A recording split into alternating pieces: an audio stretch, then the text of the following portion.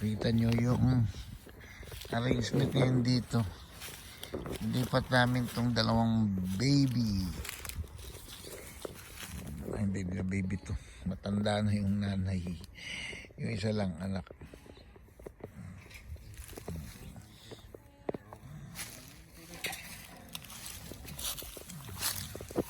Tapos huhusan na.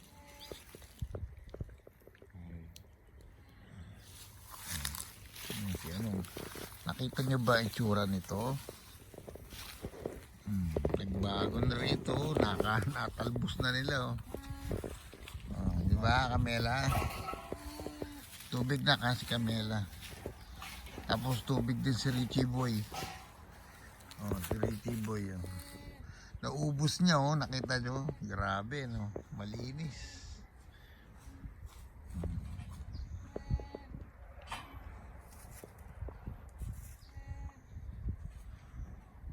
Tayo mo lang. Tapos kunin yung hose. Yan. Ito ang update ngayon dito. Ay, naku, mo na alisin dyan. Lagyan mo lang ng hose. Ha? Hindi kasi aabot yung hose. Malaki yung hose doon, ha? Andyan, di ba yung hose? Parang hindi aabot yun ang haba ng hose na yan. Nak! Kasi pati dito, yung kay Richie. Biri mo. Ang mga anak ko Manileño. Manileño ang anak ko, Manileño, di ba? Mga ano yan, hindi lumaki ng probinsya. Dito na lang yan sa farm. Dito sa Amerika pa. Mawala experience, biglang naging farmer. Pero masarap ang buhay sa farm. Sa totoo lang. Hindi hirap. Komportable buhay namin dito. Para lang kami mga nagbabakasyon. Yung anak ko kasi hindi pa pwede magtrabaho. Pero sa totoo lang, kahapon nung nag-grocery kami, may na-interview ako $16 an hour pala rito. Akala ko noon $13. $16 per hour dito sa California. Mataas kasi ang standard of living. Let's say, cost of living ay mataas. So, ganoon din yun, standard tsaka cost of living. Mataas, kaya maraming umaayaw dito sa California. Tapos, dito pa kami tumira sa pinakamataas na Pero, comfortable lang ang buhay namin dito kasi may kapatid kami na kaya niyang i-provide lahat. So, yun, nagpapasalamat kami. Pero kami, magtatrabaho lahat. Yung anak ko magtatrabaho yan, malamang dun sa Walmart. Ako rin, maghahanap ako ng trabaho. Pero sa ngayon kasi, dahil nagre-recover pa ako, siyempre nagkasakit. So parang pinipil ko lang muna tong vlogging na lang muna ako. Bigyan ko lang ng time tong vlogging. For 1 year, tingnan ko. Pero tuloy-tuloy ito. Walang manood, may manood, okay lang, buhay din. Hindi naman ko iaasa sarili ko dito sa vlogging. Ano lang to for enjoyment lang. At least pag habang tumatanda, may memory kang binibuild. May memory ka, masasabi mo sa mga apo-apo mo, ito, pinagmulan namin, paano kami nakarating dito sa Amerika. So, may history akong ginagawa sa family. Paano kami magkakapatid na nagmahala, nagplano ng ganito, ng farming, tapos magiging retirement namin later on. Sa ngayon kasi yung mga kapatid ko hindi pa naman talaga retired dahil mga bata pa. Yung bunso namin 54. Yung panganay namin 62. Comfortable life na rin siya sa Pilipinas Kahit di na siya pumunta rito pero siyempre gusto namin lahat kami nandito. Yung kapatid ko kasi naka multiple entry na rin niya sa Amerika. May mga apo na. So parang kasi dapat nandito na siya Wala na-delay Parang hindi yata inaasikas Pero sana hopefully makikita-kita rin kami rito. Dahil pwede niya dali yung asawa niya, saka yung isa pang anak niya, dahil yun yung mga nakalista sa kanya Meron pa siyang isang anak. Pero yung dalawang anak niya, nalaglag na talaga dahil 30 years old eh. Yung 25 years old data na yung bunso, pwede pa. Dahil nag-pandemic din eh. Yung anak ko, nag-25, pumasok pa rin yun. Pero nung pandemic kasi, 21 lang. Nung na-aproba kami, 21 siya. So, yun, kaya nakarating.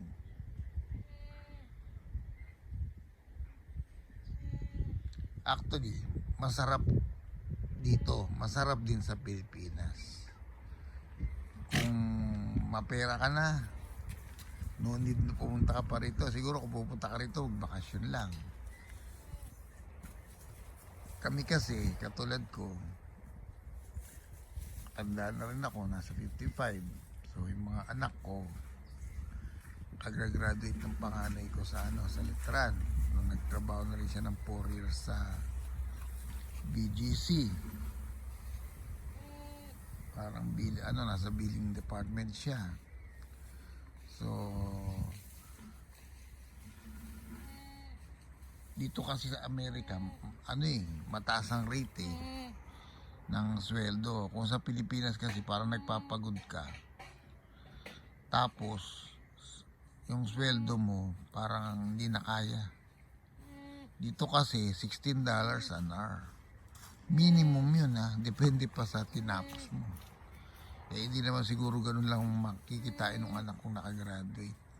Ang alam ko nasa 32 yung rate ng ganong klase ng work sa kanya. $32 an hour. Kasi sinabihan na siya sa company niya na just in case na mag-work siya rito, nasa $32 an hour. Kasi US company base yung niya, yung pinagtatrabaho niya sa Pilipinas. Ngayon yung anak ko, nung isang araw, sabi ko, anak, $16 daw dito sa Walmart. Pag kinumpute mo yung $16 sa isang buwan, tama, sa isang buwan. Nak. Check nga. Yan naipit Naipit yung paa niya. Lang. Naipit yung paa niya baka mauntog, kawawa. Yun yung kawawa. Iayos mo lang. Ingat ka, baka matadyakan ka niyan. Ingat. Yan, sige, tanggalin mo. Yan, thank you. Yan, sige. Kawawa baka mamadi makahingi. Dapat pala laging tinitignan, sige, patayin mo. Mabait yan. Oops, mabait yan. Wala kang kaaway. Lahat kami rito, friends. Papainumin ka namin ng water. Ayan, yung water. Painumin ng water. Ayun, anak, kunin mo na yung water.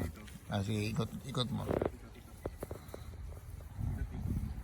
Naubos nila no? Sabi ko sa anak ko, nak, $16 an hour ka dito sa isang linggo 40 hours, let's say mga 2.5 a month, hindi tayo umuupa. So yung sweldo mo rito 2.5 a month, sabihin natin iles na lang ng 500 sa tax, kikita ng 120,000. Hindi mo kikitain yan sa Pilipinas. Pang manager na na sweldo yan sa Pilipinas. Dito di ka pa nakatapos ng ng high school, K-12 ka pa lang sa pasukan. Pero kikita ka na kagad ng 110,000. Dahil 57 na pala, 115,000 a month. Yun nga lang, dito kasi dollar din. So, di mo rin siya ma-appreciate ng gano'ng kalaki dahil siyempre gagastos ka rin dito. Pero, libre kami ng bahay. Wala kami ginagastos. At supported din kami sa lahat ng pangangailangan dito. So, yung sweldo niya, hindi niya magagalawa. Ipon siya. Kasi pinakamahirap dito sa Amerika yung umupa. Ang upa kasi rito ay nasa nasa $2,000 per month. Maganda na yon. Tapos yung iba 1,200, 1,500. So malaking bagay, malaking tulong yung yung meron na kami sariling tirahan. Tapos dito kanto lang namin yung Walmart. hindi kami yung probinsya talaga na masasabihin nyo. Kasi dito yung mga probinsya sinasabi, malayo sa kabihasnan talaga. Kaya yung iba ino-offer na ng gobyerno na sige pwede nyong rentahan yung yung lupa para ma-develop. Kami din naman kami umupa rito Hindi kami kumuha ng rights kundi titulo yung kinuha namin. So, yun nga lang, maganda yung lugar. Kaya kami bumili rito dahil maganda yung lugar at unang-una, syempre, mahal yung price. So, malapit ka sa mga commercial. Kasi kung kukuha ka talaga sa gobyerno ng lupa, isolated yun. Wala halos nakatira. Yun yung sinasabing maraming rattlesnake. Maraming mga predator. Dito sa lugar namin wala Ahas nga, wala pa ako nakikita rito Walang venomous snake. Marami daw raccoon. Dila pa rin ako nakikita. Sa gabi daw umaatake. Sa gabi kasi hindi kami lumalabas dito. Meron daw, ano ba to, yung raccoon. Naknak, yung tubig. Dito sa horsey na. Raccoon, yung ano pa ba yun? Yung basta may mga binabanggit pero wala pa ako nakikita. Mga daw, karamihan dito yung mga daga. Pero wala pa ako nakikita. Meron ako nakita minsan, patay na daga. Pinatay ng o yung kabayo nga Thank you. Kaya may anak ko. Yung anak ko yan, napakabait niyan. Joker lang din niya katulad ko nagmana sa akin. Mahilig magbiro. Pero mabait yan. Napakabait ng kapatid ng anak ko yan. Alam mo, naubos nila, no? Ang dali nilang dinisin. Tapos yung urong namin tumamaya doon, yung urong na kasi nandun yung pagkain. Yung urong namin banda. Ang dali pang magpainom. Nakahos. Ang daming hose dito. Lahat ng kanto mayroong gripo. Lahat ng kanto may saksakan ng kuryente. Diba?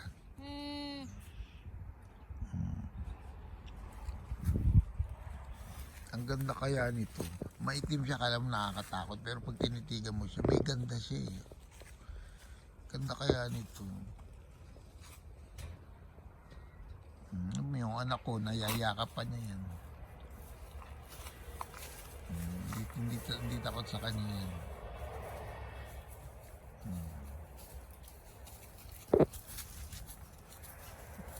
Mabait yan. Mabait. Yan, alam mo, ganyan, tinuturo ako sila na kapag kayo may mga alaga, hayayakapin nyo, haplosin nyo. Kasi gusto yan ng mga hayop. Ayaw nila yung tinititigan mo lang sila. Ayaw nila yung yung parang malayo ka sa kanila. Dapat ipil mo na napipil ka nila yan. Napipil ka ng hayop.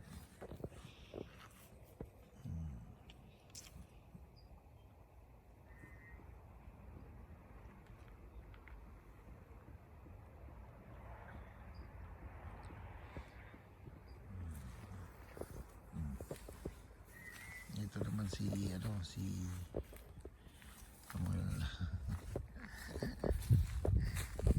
close na kayo di ba? Si Richie, gusto mo lapitan?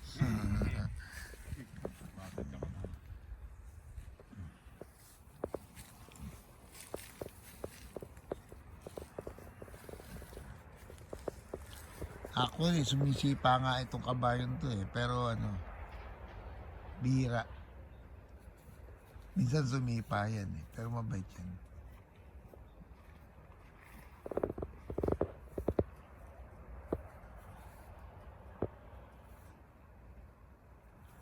Masarap buhay probinsya. Lalo na nandito kami sa Amerika, safe na safe. Ang nakakatakot kasi yung lugar na na isolated, na ikakayo lang ang nakatira. Siyempre pagka nagkaroon ng problema, paano ng sitwasyon. Dito ang daming yung mga lahat ng rito ng lupa, may kapitbahay naman kami. At saka madaling tumawag dito ng emergency kasi Amerika to naka-alerto kagad. nakakatakot kasi sa probinsya. Let's say, sabihin natin doon sa kakilala ko doon sa may Batangas. Minsan nadadali sila sa gabi, nananakawan ng manok, nananakawan ng alaga nila. Dito walang ganun. Maigpit dito eh. Kaya nga, alam mo, miski yan, iinom yan, susubukan mo ilapit doon sa tubig. Iinom yan Ayaw niyang minom. Tinumba niya na 2 beses. Yan. Itali mo kaya yung tubig niya para ano, para itali mo lang kaya. Diba? Masarap mag-alaga rito sa Amerika ng hayop. Nag-e-enjoy kami. Hindi mahirap, hindi mabigat. Dahil napakasimple lang ganyan lang Tapos bumili kami ng pagdating yung isang yung isang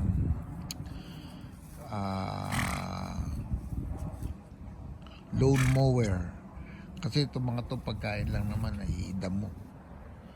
So, lahat kami naka-lawn mower. Hindi namin kagad pinapatay ang damo rito kasi nasasayang. So, may portion kaming kinukuhanan. Yun, dun kami tumitira. Tinitira namin ng lawn mower. Kinukuhanan namin ng damo para di maubos. Tapos yung barley, pag inani yun, so siyempre may mga haze yun. Hindi meron kaming stock. Yung iba ilalagay dun sa barn, yung barn na container. Pero dito naman kasi hindi nag-i-snow sa California. Yung sa kagandahan dito sa California, walang snow. So yung damo hindi nauubos. Sa ibang lugar kasi pag nag-snow, wala na, patay na yung damo. Dito hindi. Kaya maganda rito sa California mag-farm. Tapos hindi kami nawawalan ng tubig dahil katabi namin yung mismo ilog, libre lang yung water. The best nga itong lugar na napuntahan namin kasi ibang lugar na farm, walang tubig. Yung problema, tubig. Gagamit pa sila ng pump, gagamit pa sila ng yung marami pa sila ipatatayo para lang magkatubig. Dito libre na merong daluyan ng tubig dyan galing sa ikakabit mo na lang yung pinaka-hose. Ang pinakamahirap nga dito yung katulad na sinasabi ko dyan sa kabila. Siyempre ilalagay yung yung water doon sa tangke. Tapos ikot-ikot yung truck nila dyan kada umaga, medyo maingay. Nagdidilig. Kami dali-dali lang. Pagbubuksan mo lang yung water to, di magbabaha na doon sa barley. Hindi mo kailangan na diligan. Yung iba gumagamit talaga ng eroplano para lang doon sa kami hindi na. Bubuksan mo lang yung hose. Kaya matipid.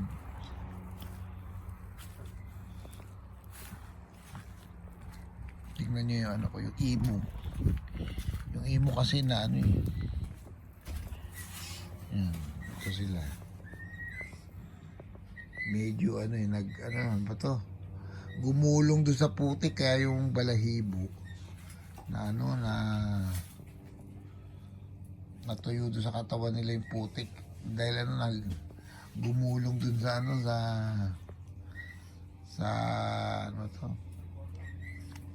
actually tae nila yan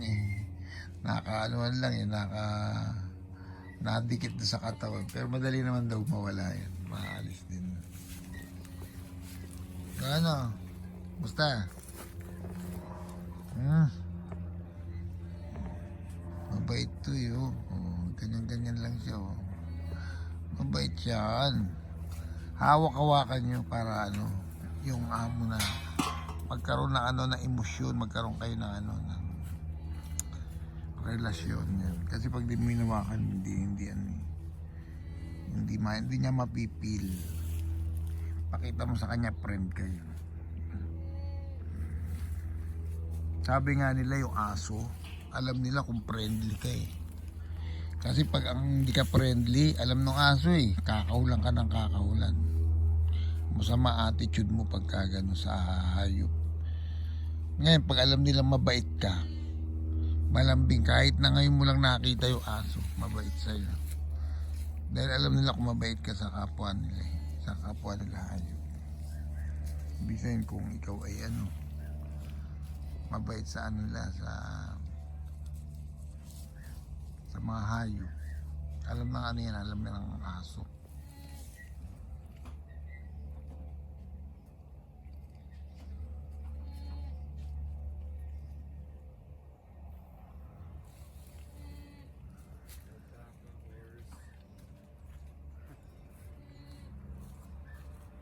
Okay, sige na nak, okay na. Kain na kayo doon nak. Nak, kain ka na. Yun, sabi ko nga sa kanya eh. Alam mo anak, pwede ka mag-work habang nag-aaral. Kasi pag-aaral niya, half day lang. So pwede naman siyang mag-work. Nasa kanya naman yun. Pero di ko siya pinupush na magtrabaho ka agad kasi baka mamaya pag nakatikim ng pera eh, hindi na mag-aaral eh. Sabi ko, lalo na K-12 siya. So, tapusin niya na muna. Pero kung gusto lang niya, kahit part-time muna. Tapos sasabihin lang niya naman dun sa sa manager o supervisor niya na ganito yung oras ng pasok. At yung company papasukan niya, mag-a-adjust ng oras niya kung anong oras pwede ibigay sa kanya. Kasi pwede siya mag-part-time eh. Sayang din. Ngayon, pag wala siyang pasok, sabihin din niya na pwede siya mag-full-time. Diba? Ganun lang pa niya. Maraming trabaho rito sa Amerika. Ang pinakamahirap talaga sa Amerika, upa. Kahit sa Canada, nakita ko marami na bankrupt dahil sa upa. Pero kapag walang upa, maganda. Mabilis lang umasenso. Kaya yun ang ginagrab namin dahil dito sa pinubayad na ng kapatid ko.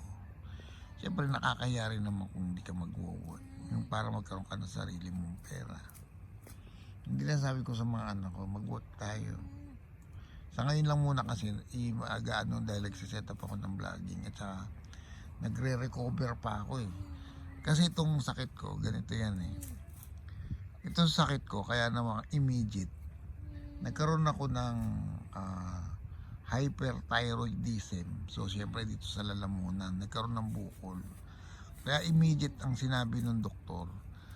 Dahil baka after 4 months, let's say 4 months, na hindi ako maoperahan, hindi na ako makahinga. Dahil yung bukol matigas eh. Baka bumarado sa lalamunan ko, hindi ako makahinga. So, hindi na pwedeng patagalin. Sabi niya, hanggat maaga, nakakahinga ka pa, nakikita mo pa yung yung sitwasyon mo, normal ka pa, hindi ka yung tipong, kasi mahirap yung hinang-hina ka na tsaka magpapa-opera. At least healthy ka pa, nakakapag-gym ka pa. So magpa-opera ka na hanggat kaya mo pa, tapos paalis ka pa. Eh paano pag dumating ka sa Amerika tapos hindi ka maoperahan, o di pag tumakbo ng 4 months yan, lumaki, hindi ka na makaya. Malaki babayaran mo kung wala kang insurance sa Amerika. Kung magkakaroon ka ba ng insurance sa Amerika, kailangan may work ka. Hindi ka magkakaroon kagad ng insurance na wala kang work. So pinaka the best talaga, bago ko umalis ng Pilipinas, pa-opera na. Isa pa,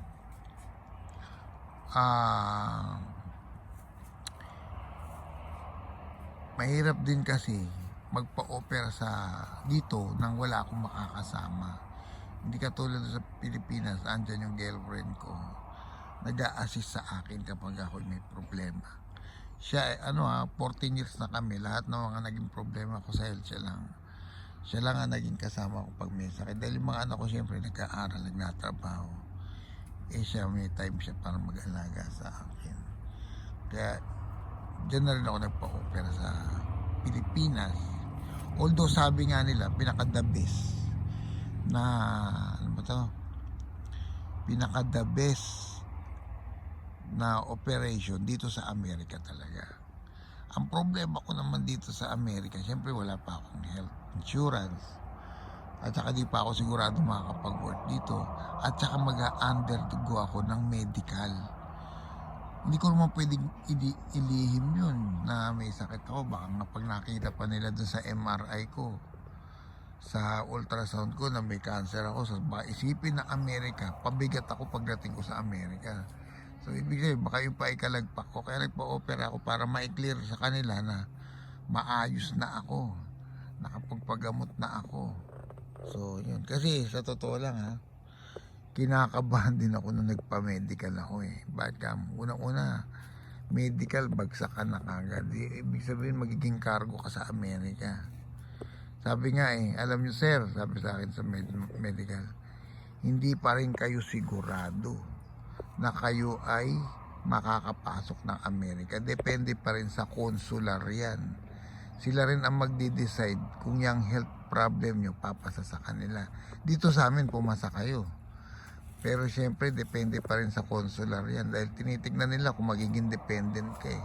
Magiging cargo ka ng Amerika later on. So, ang kagandahan lang, meron akong kapatid na kayang sumagot ng kung ano mangyari sa akin. Isang malaking bagay yun eh. Kasi ayaw talaga, miski si Trump. Kaya ayaw ni Trump na yung pabigat ng mga immigrants. Ayaw niya. Kasi magiging problema lang kayo rito sa Amerika. Tunay, kaya naiintindihan ko naman yung sinasabi niya. Ayaw din siyempre ng Amerika na maging cargo ka pa. Kumuha na nga sila ng immigrants sa'yo. Gusto ko na nga tulungan. Tapos magiging pabigat ka pa sa gobyerno. Ang maganda, makatulong ka sa gobyerno nila. Which is, yun naman, totoo. Ako rin, pabor ako sa ganong sitwasyon. So, yun. Kaya nag-decide na ako na magpa-opera para pagdating ko rito, wala na akong problema. Kaya nag-smooth naman lahat. Nakita man nila, inamin ko eh. Yung sinasabi kong psychological test, tinitignan nila kung nagsisinungaling ka. Pag nagsinungaling ka, yun, sigurado ipe-fail ka na nila. Kasi, alam mo na nga may sakit ka palang ganito, cancer, di mo pa sinabi. Kasi iba sasabihin nila, hayaan natin silang makatuklas ko ano sakit. No, mali yun sa interview. Sabihin mo na kagad kung may sakit ka o wala. Yung TB naman, ganito naman yan. Kung ngayon ka may TB, hindi ka muna papayagan. Bibigyan ka ng time ng embassy na magpagaling sa TB mo, tsaka ka bibigyan ng clearance dun sa medical. Meron akong kasabayan. Isang pamilya sila. So, yung isa, ang may tama ng TB. Alam nyo po ba, ang binayaran nun 18,400 isa. Ang treatment ng TB 6 months. Ang expiration ng medical 3 months. So ang mangyayari, yung binayaran nilang 4 na tao, kahit nakapasa yung 3, magpapanibagong medical exam yung 3, bagamat isa lang ang na-diagnose. Kaya mahirap din sabay-sabay. Dapat kung meron kayong alam, magpa-check up na muna kayo kung may tama kayo. Siguro isa na lang muna ang yung kung sino may tama, yun ang magpa-medical exam para mabigyan lang ng time para mag-recover. Tsaka kayo sabay-sabay magpa-check up pagka lahat kayo clear na, kasi sayang. Uulitin nyo uli yun. 18,400 isang tao. Binayaran mo 4. So, papagalingin mo yung isa. Tapos mag-expire lahat yung medical nyo ng after 3 months. So, mangyayari yan. Kawawa lang kayo, paulit-ulit kayo paulit-ulit kayo magre-retake ng medical exam. Gagagastusan lang kayo. So, pinaka-the best. Kunyari, nag-principal ka, yung muna magpa-medical. O kaya, advice din nyo, tingnan nyo kung pwedeng i-delay yung sa medical nyo bago kayo magpa-check up. Pero pag meron kayong appointment na kagad ng interview, siguro isa lang muna mag-appear. Tapos sabi, alam mong meron kang TB, ka naman, pagbibigyan ka para makarecover. Kesa yung lahat kayo kagad susubo sa medical, tapos sasabihin sa inyo, nako sir, pumasa kayo yung 3, pero kayo hindi. Pag inulit yung medical mo, sabay-sabay uli yung 3 isasabay sa'yo dahil nag-expire nga ang medical eh. So, sayang lang yung ginastos niya. Yun. Kaya maging ano ba to? Gamitan mo rin ng ano ng isip bago mo gawin. Ang iniiwasan kasi talaga sa medical, yung mga may sakit na syphilis, AIDS, yung COVID, may ano pa yan eh, pwede kang gumaling sa COVID eh. Pero ang iniiwasan talaga nila, yung may sakit kang magdadala ka ng sakit dito sa Amerika at manghahawa ka. Ako nga eh, biruin mo cancer. Pero hindi naman ako nakakahawa. So, okay lang kahit cancer. Ngayon ko lang nga nakita, okay pala. Akala ko babagsak ako sa pagkakaroon ng cancer eh. Ang ayaw lang nila, maging cargo ka pagka naging cancer patient ka rito. Tapos, imbis na matulungan mo ang gobyerno, nangyari, ikaw na pinupunta ka lang dyan para magpagamot. Tapos, gobyerno pa sasagot sa'yo. Yan ang ayaw ng gobyerno ng Amerika. Gusto nila siguro, kung kaya ng pamilya mong gumastos magpa-offer sa sarili mo, okay yun. Pero yung Amerika gagastos para sa'yo, mali na yun. Kaya tama rin ginagawa nila na kailangan merong affidavit of support. Kaya naimasmasan din ako nung sinabi na pumasa ako dahil akala ko hindi. Nasa utak ko hindi eh. Pero yun, sabi ko nga buti na lang nailaban. Buti na lang positive kahit pa paano. Siyempre may mga negative ka may isip sa sarili mo eh. Nung ini-interview nakikita ko kaya yung iba. Yung iba tinatanong, etong yung sabi nung consular. Medyo magkakaroon ng problema kasi hindi ka kayang suportahan. 3 kayo, gano'n. Hindi para sasabihin na kagad ng consular na hindi kayo. Parang kapos yung yung affidavit of support. Kasi pinagbabasihan din niya kung magkano kinikita nung nagbigay ng affidavit of support. Kaya nare-reject din yung iba. Actually, kahit makapasa ka ng medical, ang nag-a-assess pa rin dyan yung consular. Kaya nga sabi ko, kinakabahan ako nun. Biruin mo, ilang oras kami nag-antay dun sa loob. Nakapasok kami ng 8 o'clock. Hanggang alas 12, napakinggan ko lahat ng klase ng interview. Kaya ako kinakabahan, lalo akong kinakabahan nung parating na. Yung pala, ganun lang kasimple. Nakita kasi nila yung affidavit of support ko na kayang-kaya kung yan nung suportahan ng kapatid ko. Kaya, yun, ang bilis. Hindi na pinatagal, 3 minutes lang. Kumbaga pagdating doon, alam na kagad yung yung resulta eh. I-pledge lang kayo, tapos formality din. Tapos okay na, tatanungin lang kung sino yung nag-sponsor, nag-petition. Ang mahalaga dyan, nag-petition. Ito pa isa. Yung kapatid ko kasi, magkaiba sila ng years ng greenan ng pagiging US citizen. Yung kapatid kong babae, 1991 nakapag-asawa, 1994 nakakuha ng US citizen. Itong bunso namin, kasi company ang kumuha dyan eh. Hindi naman siya dahil sa petition ng kapatid ko eh. Kinuha yan ng company na US based. Kinuha siya sa Aztec Pasig. Company yun ng Aztec sa may Pasig. So nakita yung potential ng kapatid ko na magtrabaho sa Amerika. Pinetition siya. Nakarating siya ng Amerika 2001. Panahon pa ng ng 911. Taghirap ang birin mo na, swertehan yan. Year 2001, panahon ng 911, bagsak ang ekonomiya ng Amerika. Pero kinuha pa rin siya. Ganun katalino rin yung kapatid ko. Tapos after 2000, siguro 2006 or 2007, nakakuha na siya ng US citizenship niya. Kung ang inantay namin yung petition ng kapatid ko ng 2006, hindi na makakasama yung mga anak ko kasi mga 30 years old na lahat sila. Kaya naswertehan ko dito sa kapatid kong si Rowena, yung babae, kasi nung 2000 niya kami pinetition. So pasok yung mga anak ko. Nag-21 yung anak ko nung naaprubahan. Tapos yung bunso ko minor. So kung hindi yung kapatid ko nag-petition ng 2000, wala na ako makakasama ngayon. Kaya lahat sabi ko nga ayos eh.